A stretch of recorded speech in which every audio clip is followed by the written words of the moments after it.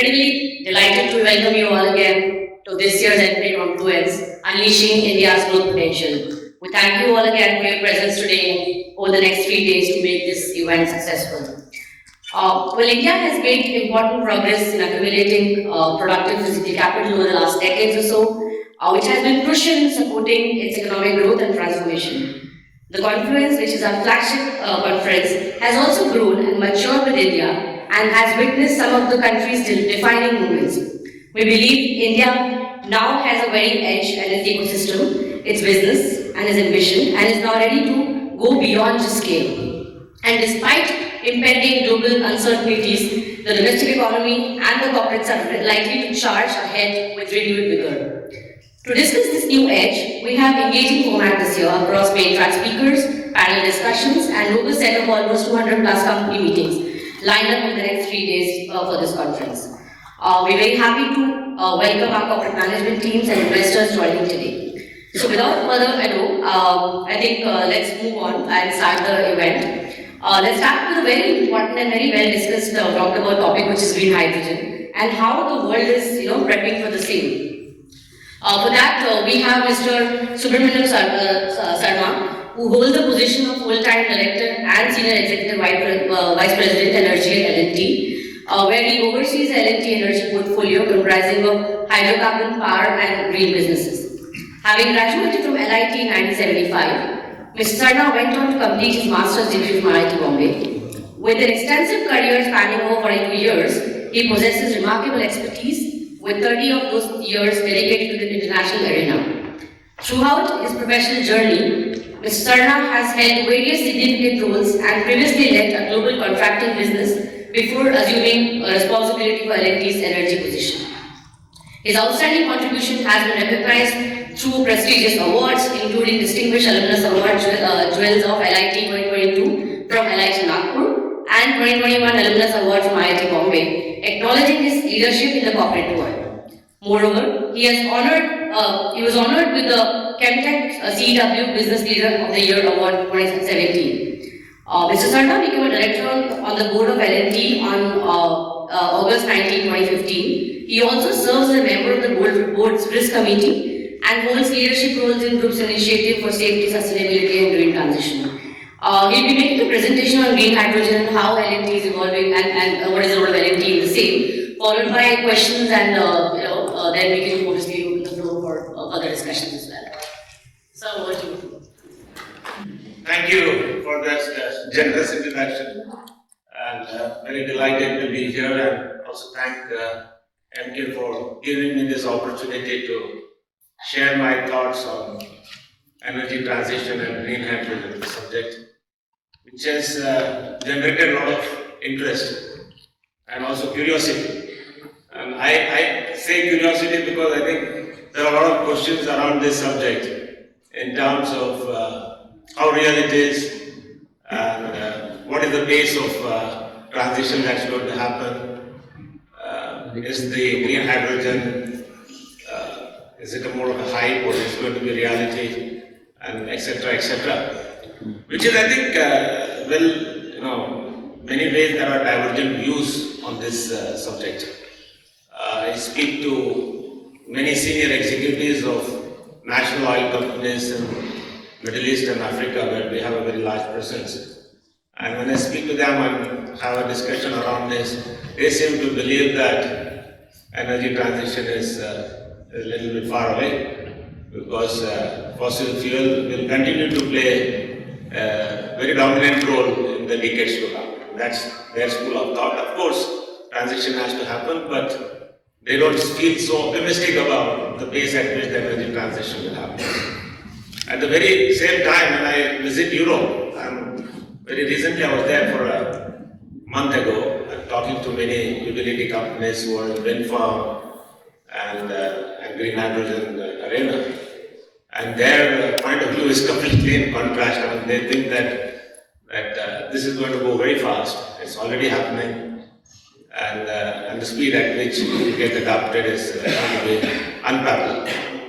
That's a need. So I think that's where the dichotomy is, and there are divergent views. And I think I'll just go through some of the rationale behind it, and then we'll have our own point of view as well. So, as I said, I think good news is, which despite these divergent views with respect to pace of energy transition and adaptation of green hydrogen as part of that energy transition, one thing which is common across is that energy transition is inevitable. And that is because I think everyone acknowledges and accepts that global warming is happening. When it is not no more a myth. And that's been experienced. I think we are seeing some horrific natural disasters, the recent earthquake in Turkey, and then massive floods, what we've seen in the northern part of India, high temperatures in the parts where we have not experienced before, so on and so forth. I think we are all experiencing it. So I think there is definitely a very high level of global recognition that we have to do something about the global warming in terms of decarbonization and to protect the mother earth. So that's a good news. I mean, I think that is a very common understanding of that.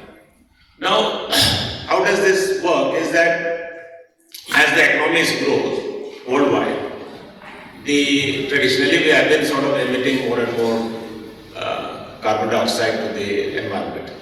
And as you would see from the curve, it's pretty linear, like more economic growth, more GDP. On the right side, more the CO2 emission. That is what has been happening.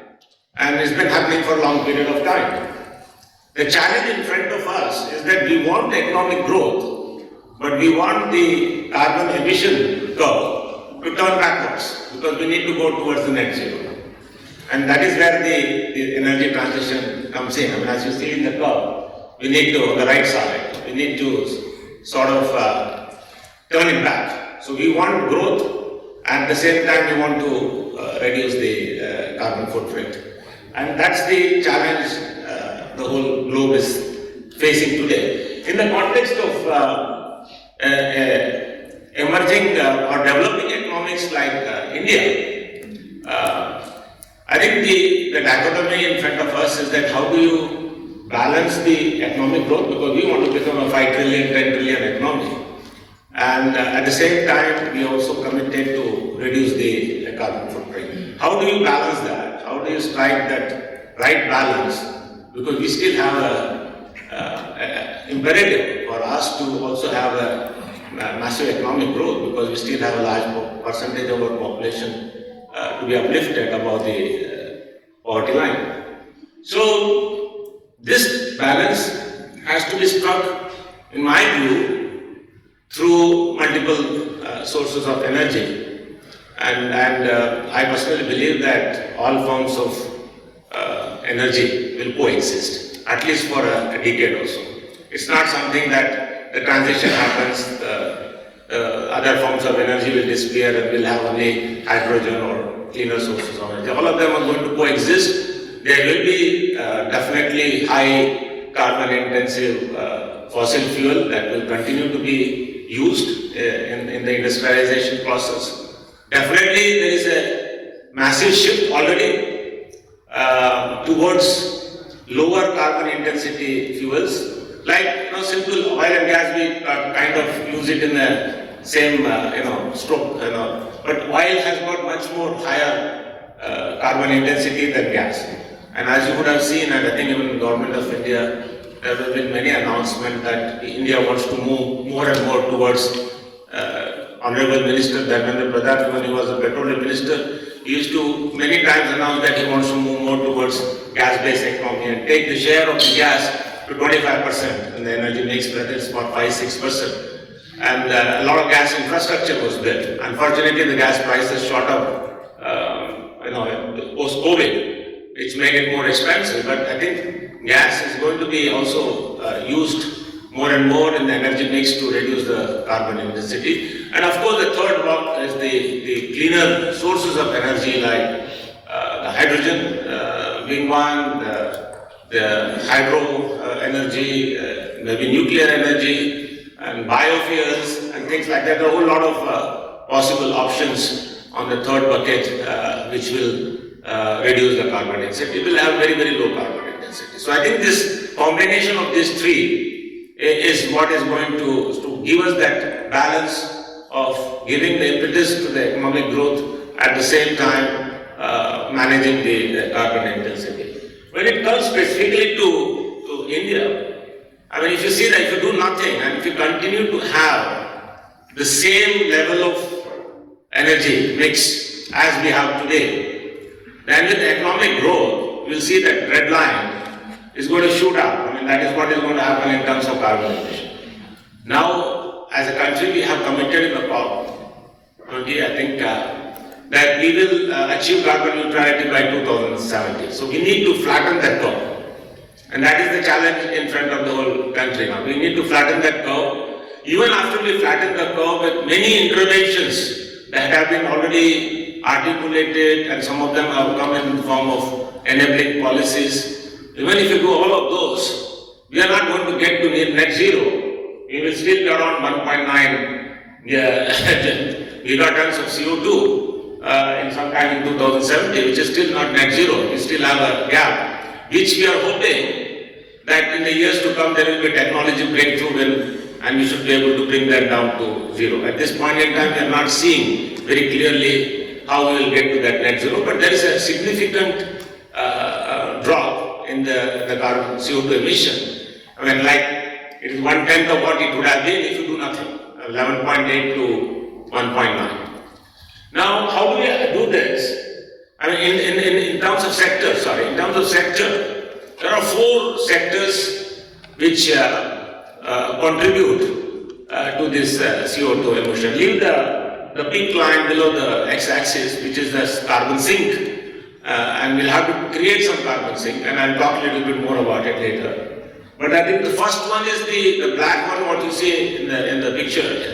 The image here is the thermal power plants. I mean, that has been the biggest contributor of CO2. The middle one is the industrial sector, refineries, petrochemicals, steel, everything. I mean, all the entire industry. The third block is the agriculture, and the last one, the light blue, is the transportation. I mean, that is how the whole CO2 emission contribution comes from various sectors. And as you would see, the effort is what I showed in the previous graph of this, pushing the curve down. The same thing is now sector-wise is getting pulled down to the 1.9. And you would see that the maximum happens in the topmost, the light blue. That is in the transportation, and that assumes that there will be a massive adaptation of electric vehicles. So therefore, then IC engines will go down, and then you will have the reduction in the carbon footprint. And then the next one is the agriculture, where you're using huge amount of diesel-driven machines, partly maybe electric, partly biofuel, and those kind of interventions will bring down the intensity there. And the thermal power plants have to slowly give away space for other sources of energy like solar, wind, and maybe even nuclear. In terms of pure, where the electric directly is used as energy. The middle sector is where hydrogen will have a big impact, and that is where it will have a big role to play. So broadly, that is how the sector-wise this thing happens. Now, why hydrogen is in my view, is a key contributor or a key player, offering a pathway to cleaner and greener. There are 3 sort of key drivers, I would say. One is that it is something more reliable and versatile by nature. I mean, hydrogen by itself is a very versatile source of energy, and the dependency of generating hydrogen on outside is going to be much less compared to what we have on the conventional fossil fuel. It's a great source of decarbonization where you cannot use direct electrical energy, like I spoke about industrial use, where you have to use the molecules. Like in the refineries, hydrogen is used for cleaning the fuels you use in your IC engines, desulfurization. It's a chemical reaction that cannot be substituted by anything else. You need to use hydrogen, and greener the hydrogen, the lesser the CO2 intensity. And of course, the last one is the self-sufficiency, because I think the basic raw material required for producing hydrogen is the solar energy, which fortunately is available in abundance in our country, as well as the water. I mean, even if there is a shortage of water, we could use desalination as a source for using the seawater. Moving on, just to give sort of little bit of a feel for the intensity of the hydrogen in decarbonization, every 10 kg of hydrogen can reduce 200 tons of CO2. That's the ratio.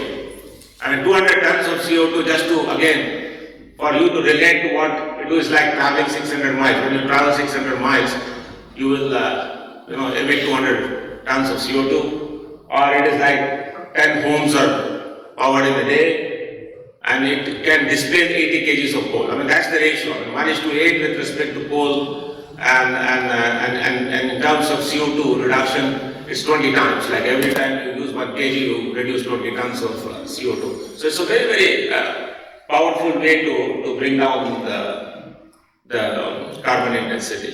To talk a little bit about the key constituents of green hydrogen, I think most of you are aware, I think it's dissociation of water, what generates green hydrogen. Simple, H2O, you break it through electrochemical reaction, you get hydrogen and oxygen as a byproduct.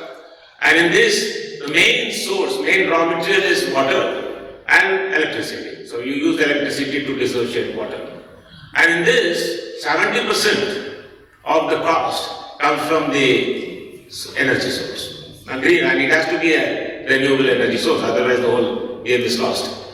Now, and electrolyzer, of course, is a key component, which is the equipment, or which is the device which uses electric current and dissociates water. So these are the two main components. Of course, there is a balance of plant, which is also required for treatment of the hydrogen. Now, as we have seen, I think, like I said, the power or the renewable power is the main constituent of the cost of hydrogen, which determines the cost of hydrogen. That cost has been coming down quite rapidly. We have seen it. And I'm very glad, and I think we should all be very proud that in the last decade or so, the rate at which the cost of solar power has come down has defeated many expectations, defied many expectations. We never expected that it will be that steep. And thanks to our industry, and thanks to the entrepreneurs, and thanks to the government policies, I think enabling factors, we have been able to achieve that. And it has to still continue to go down. And a lot of things are happening in terms of how to bring down the cost of solar power. Again, more work to be done in terms of efficiency improvement of the solar panels, backward integration going all the way back to manufacturing polysilicons and modules.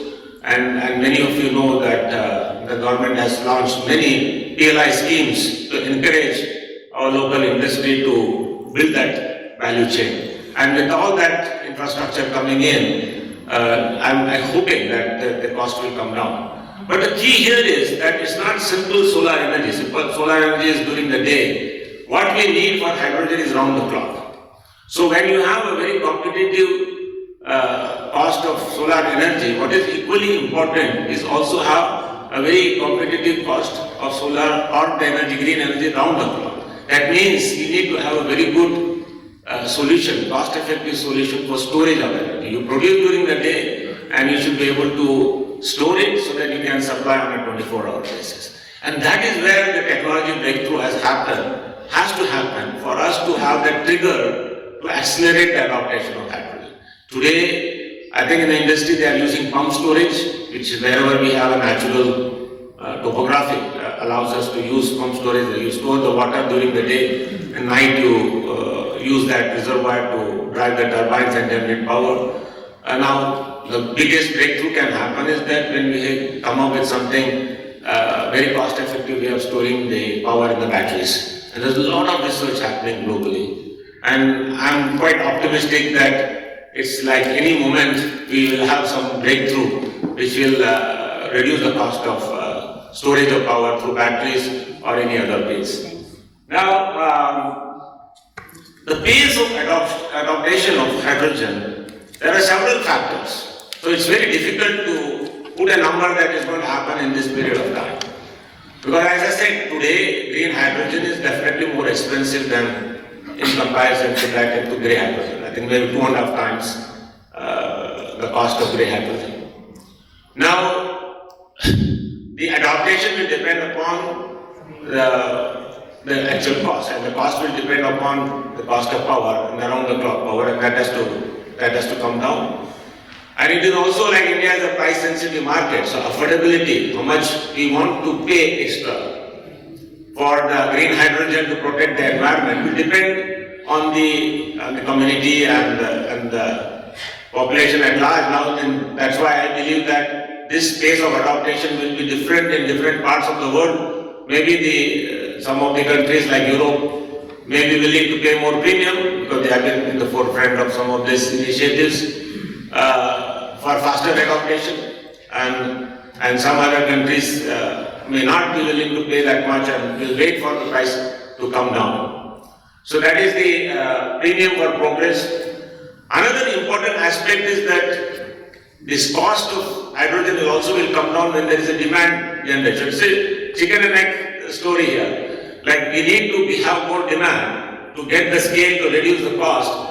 But until the price comes down, the demand will not generate. So that is where the government policies, enabling policies, will help, and that is what has happened in various countries. Like Europe had a mandatory requirement for generation of demand; they provided incentive. Now in US, the IRA, that Inflation Reduction Act, also encourages and provides incentive for use of blue hydrogen. It's not green, but blue hydrogen.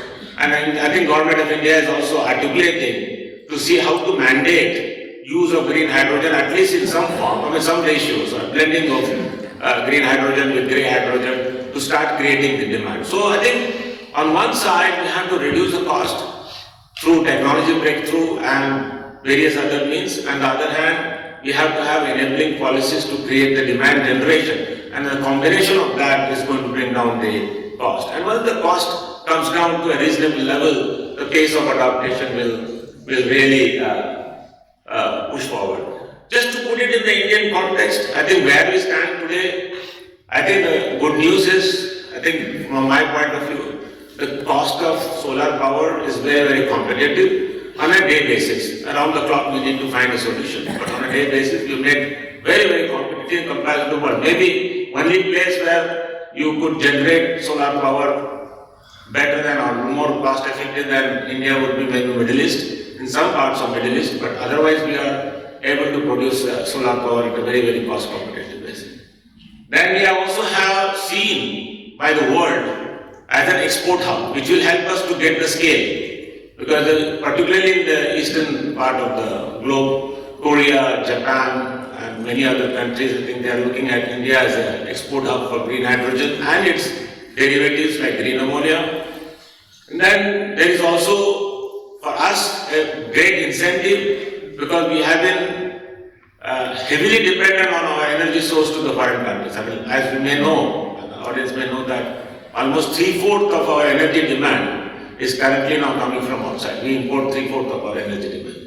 Green hydrogen will provide an opportunity for us to leapfrog and reduce that dependency, which is a huge motivation as a country. And then, of course, therefore, all of this put together, there is a very strong intent from the Government of India to provide the policy support to increase this adaptation. What are the trigger points which will accelerate this? Will be, as I said before, we need to have a round-the-clock solution, some technological breakthrough which will reduce the cost of storage of green hydrogen, and the cost of renewable power also continues to drop down. Today it is about 2 rupees. We want to see this coming down further. And then we have electrolyzer, which is a component which is consumes energy. If you improve the efficiency of that equipment, then further the power requirement will come down. Both are related. And the last, of course, is we also need some transportation infrastructure to transport hydrogen effectively to various parts of the country and various industries. So these are the trigger points. Once this happens, I believe that the pace of adaptation will be very, very fast. And I think the past record shows that when something similar happened, like when it was Aadhaar card adoption or digital money adoption, at the speed at which it happened was phenomenal. And I think the country responds beautifully. And I believe that same thing will happen with the green hydrogen, because the opportunity is huge. Opportunity is huge. I mean, we're talking about a very, very big scale. If you have to substitute what we are doing in the fossil fuel with green hydrogen. So,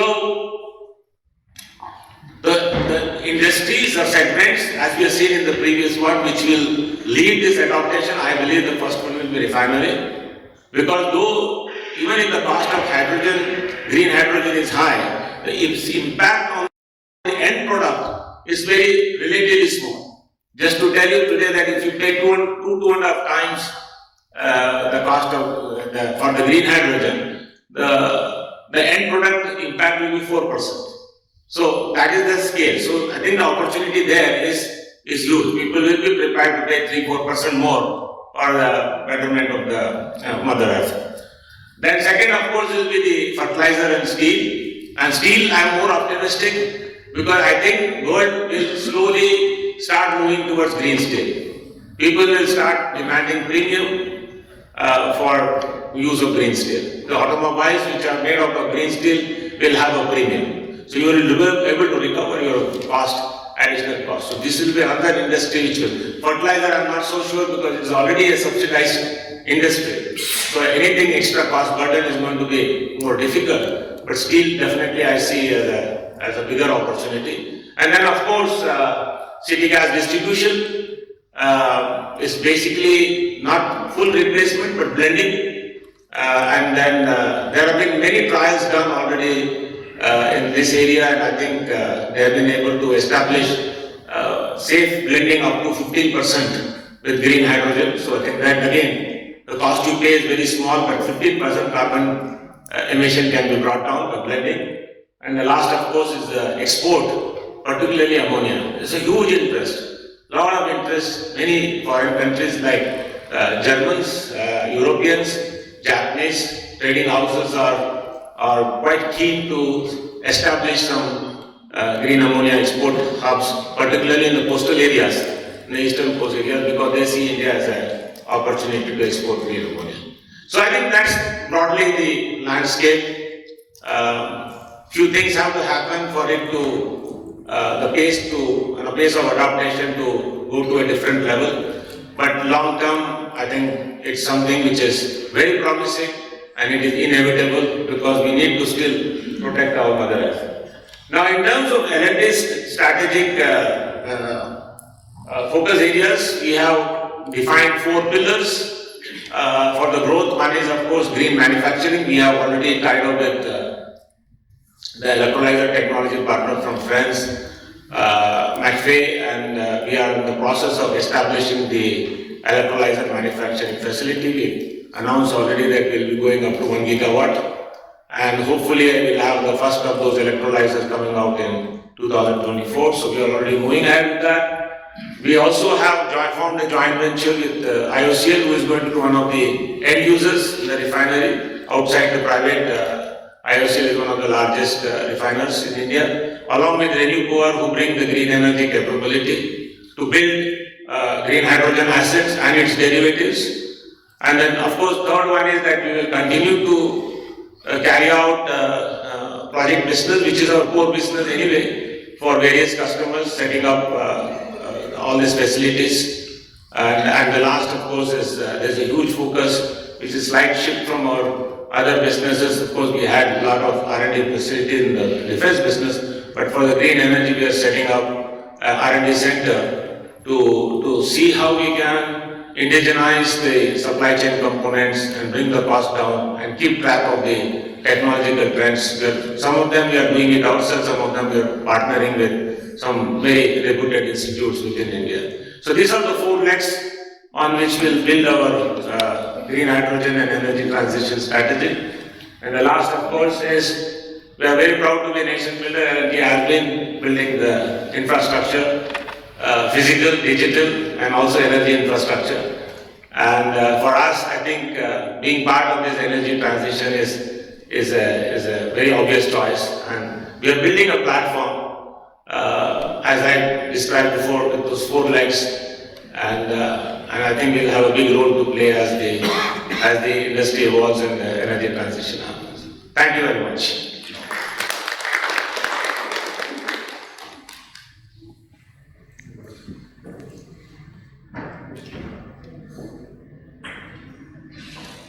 Friends, any questions?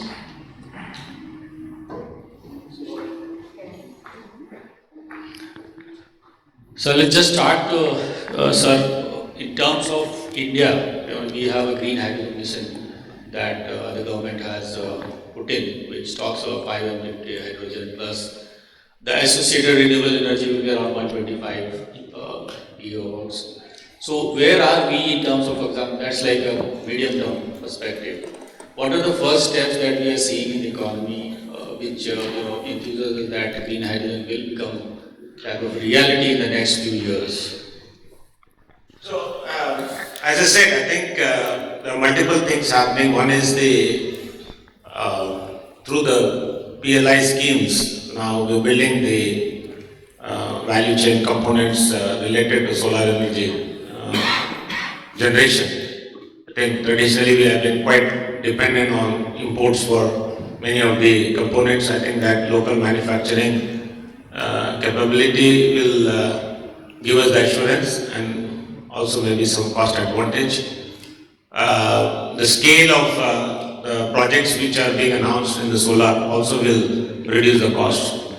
So that's good thing. So there's going to be a decreasing trend in the cost of solar power generation, and there are also a lot of wind farm projects being explored. Unfortunately, India is not in terms of wind energy is not very promising compared to other countries like South China or Vietnam or Taiwan. I mean, those places your wind velocity is much higher. India has very few places where we have an economical opportunity for exploiting wind energy, mostly in the south and west, but it's limited. So we'll have to rely on other source of, because wind and combination of wind and solar provides that round-the-clock solution.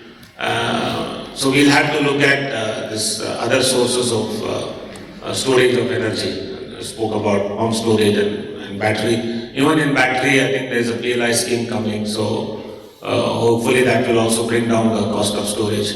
So once the cost and electrolyzer again, which is relatively a smaller component but important component, also there's a lot of interest in manufacturing and providing technology to that. So the combination of all this, I think in maybe shorter period of time will bring down the cost. I mean, it is going to be some time before you reach parity, but as the cost curve starts coming down, the adaptation will start increase. And if government also mandates many of the refiners to start using green hydrogen, I think combination of that will pick up. So in my view, I think in 3-4 years time, you will have maybe 5 to 10 gigawatt of green hydrogen demand generated, and then after that it will go exponentially. In terms of technology, you talked about renewable, for round the clock we need battery or pump storage. If you can throw some light on the electrolyzer technologies that globally is being used, because that is not much talked about. That's not much talked about in India. Renewables is what the prices have come down. Not much electrolyzer systems have been in India. If you can just touch upon that. So, broadly, I think in the electrolyzer, there are 3 types of technology. One is called as alkaline, which is very old and very traditional. It used to be used in chlor-alkali industry, so it has got some good historical data. And that is the most commonly used now for large scales. The one which we have tied up with also belongs to that category, alkaline category.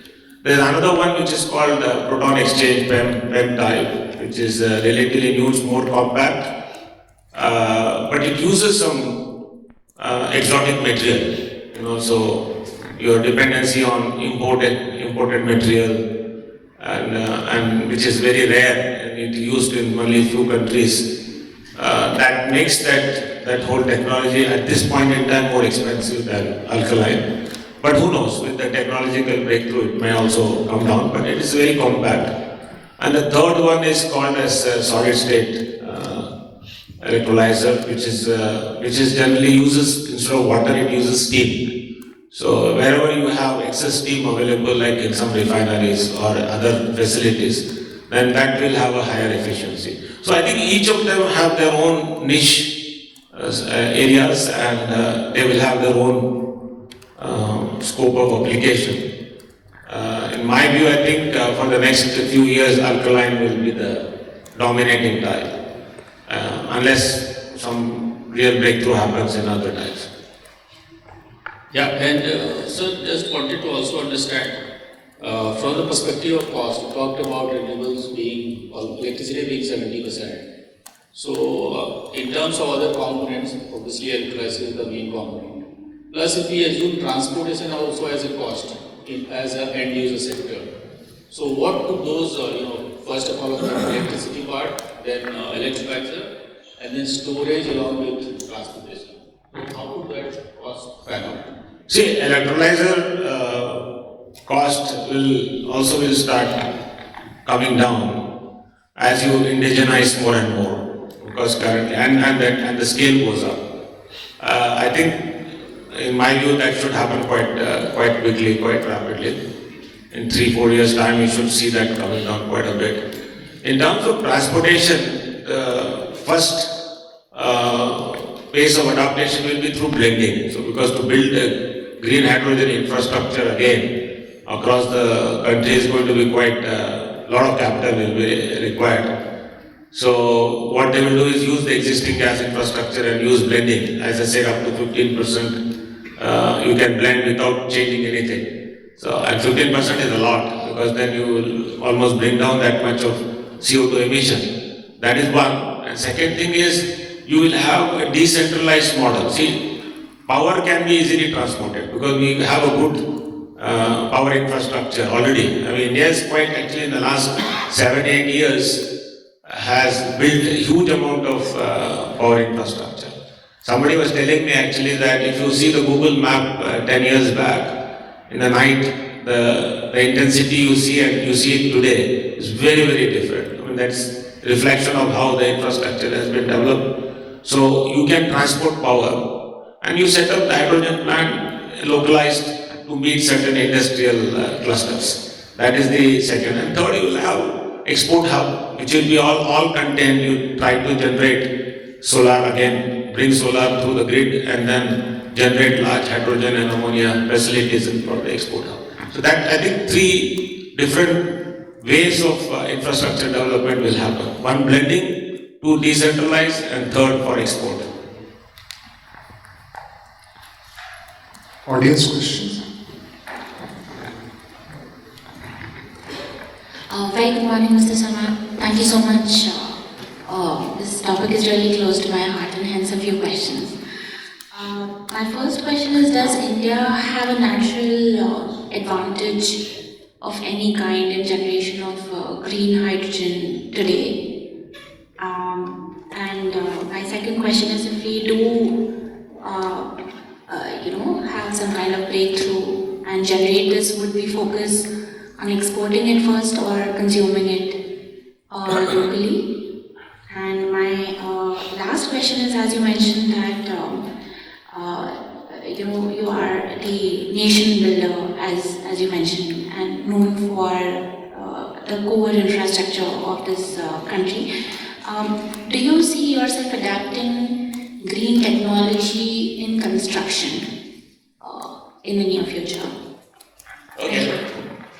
Good. So first one, I think whether India is better placed. I think yes. I think as I said in my presentation, we are fortunate that we have abundant source of solar energy. I mean, I think geographically how we are placed, we are getting good sort of intensity. Some parts of the country are more advantageous than others, like Rajasthan, etc. A lot of development, Gujarat, Kutch area, Karnataka. I mean, some of those places are very popular, and there's a huge infrastructure. And as we have seen, the cost of solar power which we are generating now, and we are able to provide is very, very competitive compared to the rest of the world.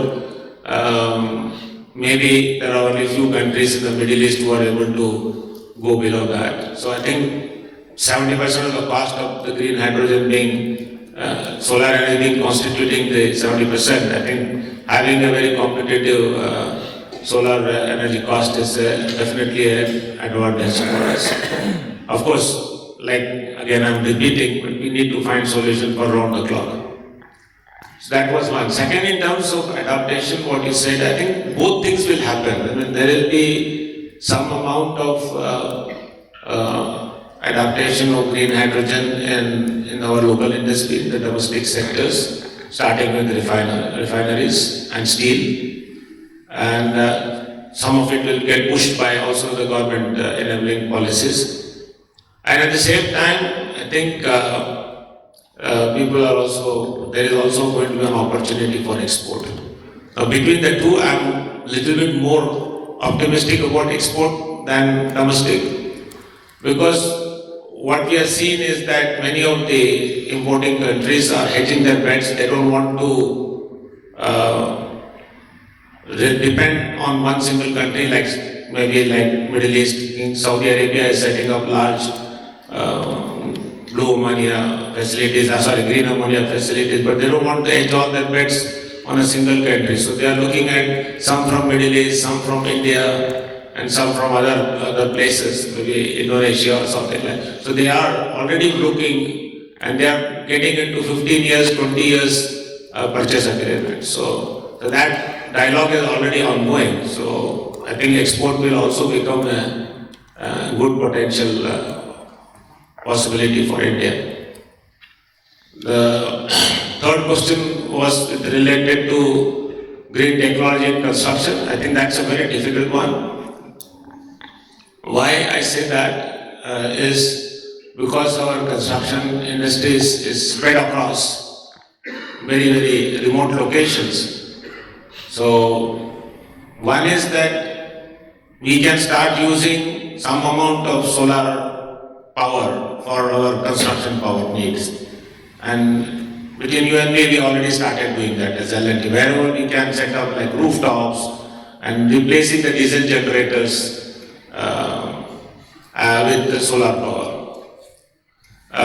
That's one opportunity. Second thing is that use of alternative fuels. Like looking at because biorefineries are coming now, biofuels are coming in the market. So whether we can blend biofuel with diesel in the diesel generators and things like that, wherever. So that is the second possibility. And I think the biggest change will happen when we are able to get electric-driven heavy construction equipment. I think there's a lot of work happening in that area, but equipments are not still hit the market. Once that comes, and you have electrification of those heavy construction equipments, then that will be a big area where we can. The fourth is the cement. There is a new technology for green cement, and but it is still not in the commercial scale. And when that develops and it becomes commercial, then use of green cement will also will help making the construction industry greener. But above all, I think the most important thing is that put serious efforts in reducing the usage of the energy. And through automation, through digitalization, how can you make the whole industry more productive so that your energy consumption itself comes down? That is the best way to make the things green, because if your consumption itself comes down, then your carbon emission comes down. So I think it has to be a multi-pronged approach, but not an easy one. Hi, sir. Thank you, very insightful session. So a couple of very basic questions. One is, do we have enough fresh water available for making green hydrogen? And if not, can we go towards seawater given that we have a lot of that available? What would be the cost of desalination if at all we were to use the seawater? So that's one part. Second question is, right now the cost of, so the best case for solar is about 2 rupees a unit. And we are using somewhere around 55 units per kg of electricity, per kg of hydrogen. This cost might not come down going forward, and according to your numbers, like 70% of cost is this. So broadly 160, 170 rupees is what the best case we can reach. And this is not including the RTC solutions. So do you think the $2 or the $1 target that Mukesh Bhai has said, or probably the government of India is also looking at by 2030, that target is achievable by any chance? Thank you. I think water point you raise is a very valid point, and when next crisis, what everybody predicts is going to be a water crisis, so fresh water availability is going to be a challenge. But so the good thing about hydrogen, green hydrogen, is that it can also use saline water, and then we have to put RO plants, and definitely it will have an impact on the cost. But that contribution or that factor is not going to be something which will tip the whole thing. I mean, it will still be higher maybe, but over a period of time that can be managed. So the seawater is a possibility. I think, and there is also a lot of technological advances happen in the RO plant to improve the efficiency and reduce the power consumption there. And the point you talked about cost of solar power, no, it has to come down further. I think we believe it will come down further because there is a lot of work happening in the efficiency of the solar modules. There is new technology coming and a lot of research happening, and every percentage increase in the efficiency of the solar module. Today it operates around 21%, 22%. If it goes to 24, 25, 26, I mean every percentage increase in the efficiency can bring down the cost quite substantially. I think it has to come down. Round the clock, we have to, as I said, we have to find some good technological solutions there.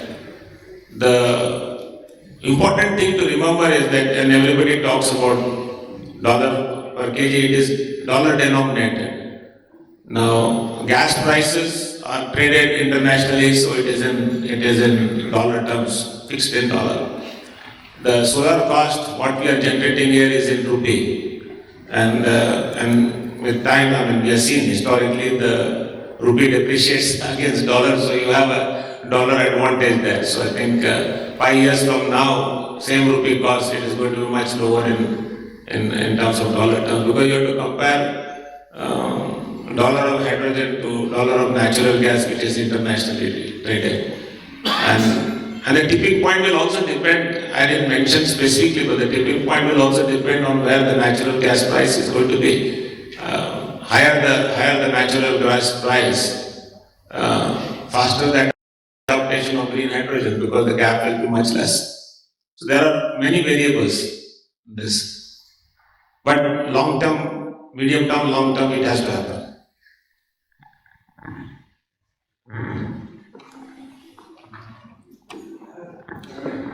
Yeah, please.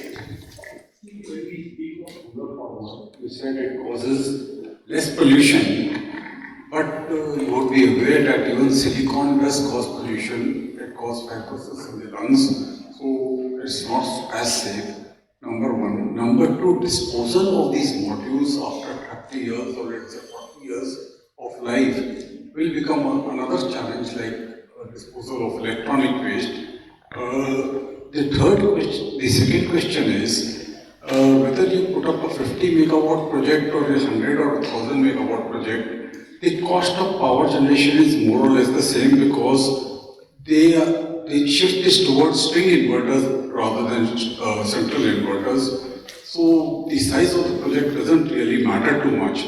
So why do you say that the larger the project, yes, except for the transmission from the power generating station to the grid. Apart from that, everything else remains the same. Yes, but you're right. Yes, the more the generation efficiency of the module, it will become cheaper. On hydrogen, apart from water, there are some solid sources of hydrogen, but what do you see would be the sources of hydrogen? What is it? Sources of hydrogen. So, I mean, other than electrolysis, you mean? When we generate hydrogen power, you need hydrogen.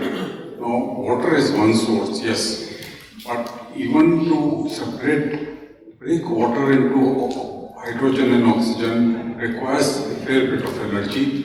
What would be the other sources of hydrogen which would be cheaper than water?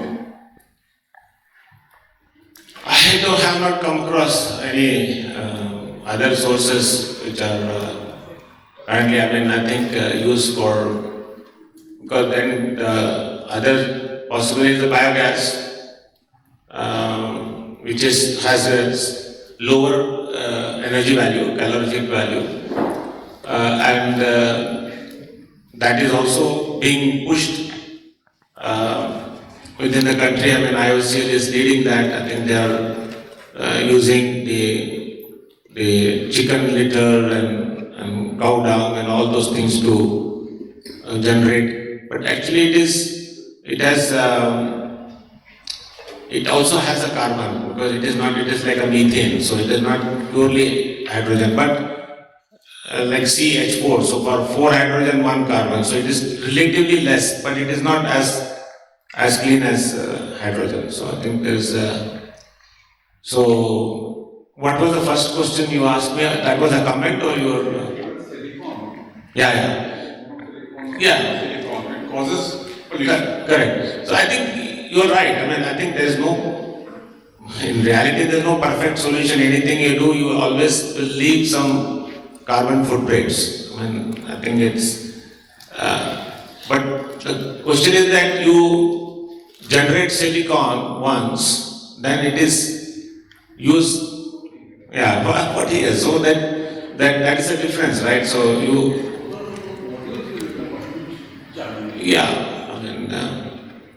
we'll have to deal with that. So it's all relative.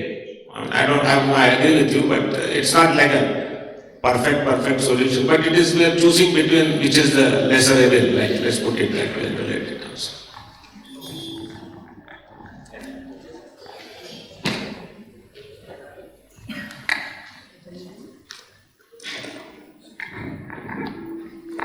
Thank you, sir, for that insightful session.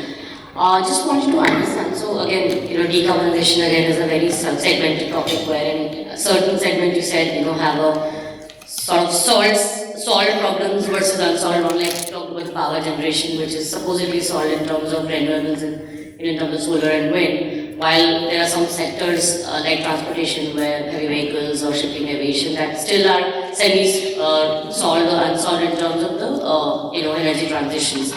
But that said, of course, I think the bigger point is that while we are transitioning towards a zero carbon economy in general, it will require an unprecedented global economic transformation. At this point in time, wherein you would see large scale reallocation of resources, and will have implication, of course, for investment, inflation, growth, and even monetary and fiscal policies to some extent globally.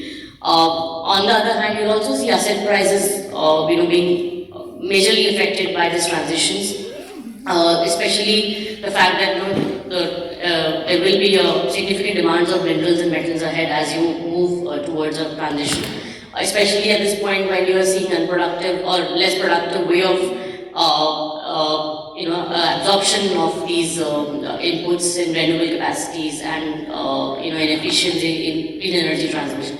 I think at this point in time, would it be a little difficult because the world is moving towards just come out of the inflation pain, and also we are seeing a big challenge with regard to growth being sustained as we get into the next year, and more importantly, you are seeing a lot of geopolitical risk that the world is now getting into, especially given that China has majority shares in mineral production. So do you think that given the macro challenges, be it the policy end or geopolitical end or inflation end, all of this could actually delay rather than fasten the green transition that we are envisioning at this point in time? So as I said, I think there are many moving parts which will determine the pace of transition and pace of adoption. One side, like we discussed, the cost of greener sources of energy has to come down through various means, including technology breakthroughs and enabling policies. But on the other hand, it also is dependent on what is the cost of conventional fossil fuel. Because like year back, you must be definitely tracking, but the gas prices were hit $40 or $35 or $40, so it went even at one point time to $85. That is completely crazy. I mean, it's not affordable at all, and for a country like India. So today it has come to more reasonable level. But if everybody moves towards energy transition and worldwide there is a less capital allocation for conventional fossil fuels, then those prices are going to go up. So you will have no choice but to use green energy. So at the end of the day, I think we have to look at the larger picture. At some point in time, this choice will go away, because how long you can continue to emit CO2 and doesn't matter which part of the world you emit, it's actually one sink and everybody is going to suffer. And we've seen some of it. And I think when Al Gore came up with this Inconvenient Truth movie, I think way back in 2000, I think when he had a documentary about global warming and the consequences it will have. At that time, we all saw it, but nobody was, believing in that. But I think in the last 2 decades, we've seen a lot of it happening, and so that big decision will come. Do we have a choice? We have to pay a premium. We have to pay a premium because it's a question of existence, and it will be an existential crisis, and that I don't think is too far. So somewhere, I think awareness will happen. People will start realizing that you have to pay a premium. So it's not necessary that it has to come to parity. No. If it comes to parity, we are all very happy. Now parity can come by either because the conventional fuel becoming more expensive or the greener become more cheaper, or it doesn't happen and then you still have to go ahead and pay a premium for it. So that will push generally the whole inflation and economic cost, but that is the cost you have to pay to protect the environment. So it's a very philosophical, it becomes philosophical then. So the world has changed a lot post-COVID.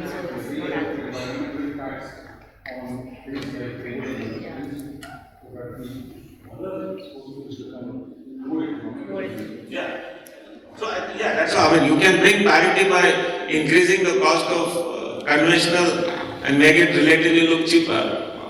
But overall cost might go up, but maybe we don't have a choice.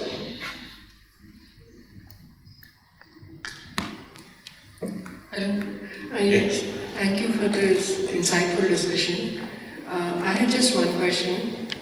So we discussed about the OPEX spread, about how energy intensive the hydrogen cracking is. If you could also take us through, how should we think about the capex? Let's say for 1 million ton, if it costs you about 1 trillion rupees, what are the cost components there?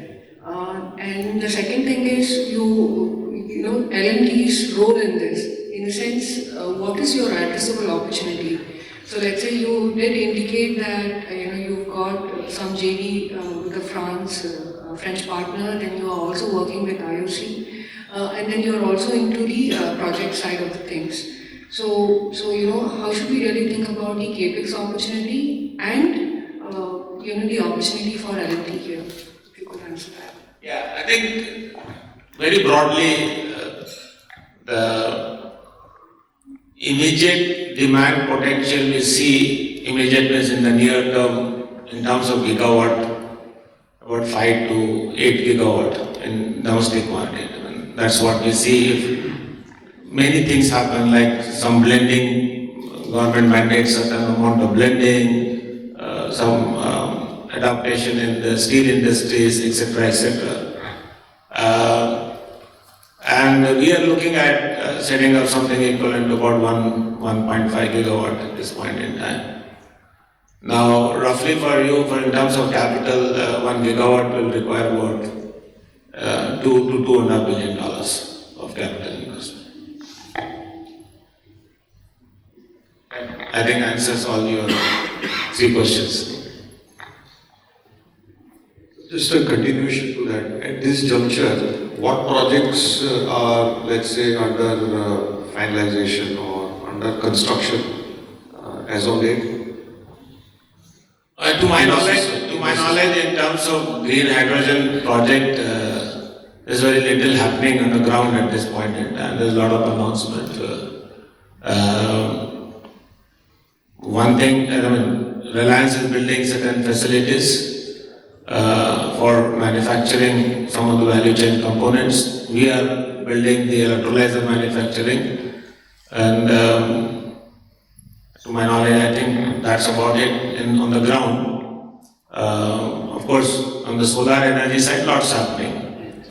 But I think in a short period of time, we are expecting some projects to be announced for green hydrogen, both on the export as well as domestic.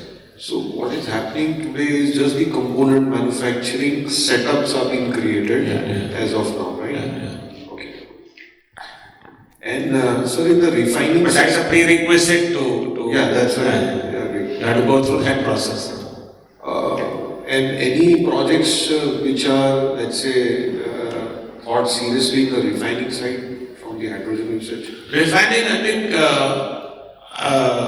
I'm quite sure that Reliance will have their own domestic consumption for green hydrogen. But on the public sector side, IOCL has plans to use green hydrogen in their Panipat refinery. There is something really likely to come in the market very soon. Okay. But the engineering consultants to such projects have been appointed for, let's say, in PSUs? Sorry, engineering? Engineering consultants should have been appointed, right, for some of these projects. So no, they have developed the tender document, and the tender document will come out in the market soon. Okay, thank you. Thank you, sir. Thanks. One last question, please.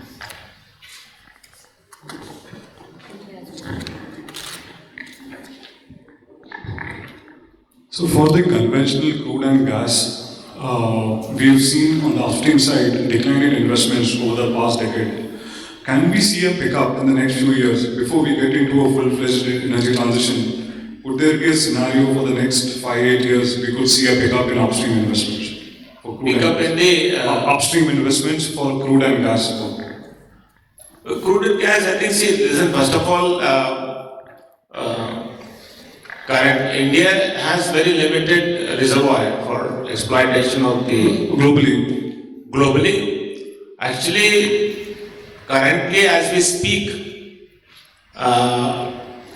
in the Middle East side, and I come on the press also, I think the kind of projects which are being announced is something which I have not seen in the last 2-3 decades. Some massive capital allocation happening. And maybe during COVID and post-COVID, there were a few projects are announced, so we are trying to maybe clear the backlog, or there is a sense of urgency. I don't know the reason whether they want to monetize this faster because of the energy transition. Whatever is the reason, but there is a huge investment happening, in particularly in the Middle East, whether it's UAE, Saudi, Qatar, Algeria, all these countries, and Gulf of Mexico also, Brazil, Mexico, massive developments. So, yeah, Thank you.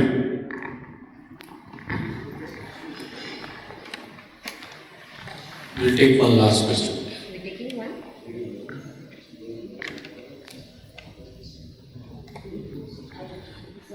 Yeah. So that was the last question. So I will request Nirav to. Sir, thanks for all the time and insightful sessions.